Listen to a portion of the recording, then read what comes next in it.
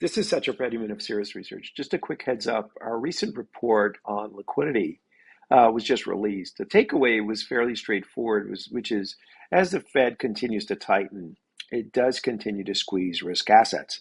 I believe the recent fallout with SVB is an example of this current environment. If we were to model the liquidity readings over time, in terms of this concept, the idea is that as liquidity gets easier, the expected returns for markets tend to be higher. As liquidity tightens and shrinks, we tend to see a more mixed, turbulent marketplace. If our estimates are correct, we're somewhere here and we're not here as yet.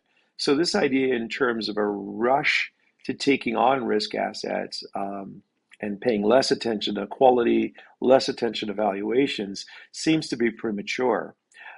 This is the actual liquidity regime signal that we've built. And what this does is it looks back about the last 20 years or so.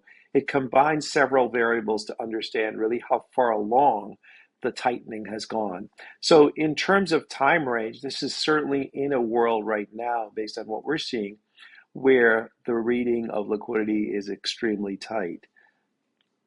The kinds of assets or factors that go into this model basically are variables that shouldn't shock you.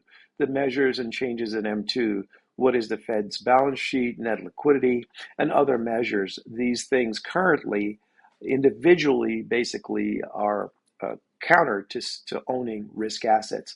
As a result, the Cirrus posture has been to remain in a high quality posture and focus.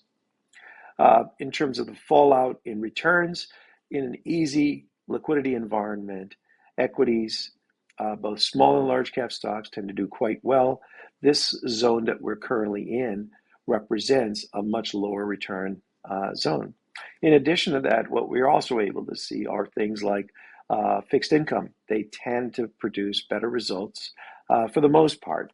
And in addition to that, what we've also learned is that quality valuations seem to really support the equity portfolios in these times of stress and duress. With any questions, feel free to call me. Thank you.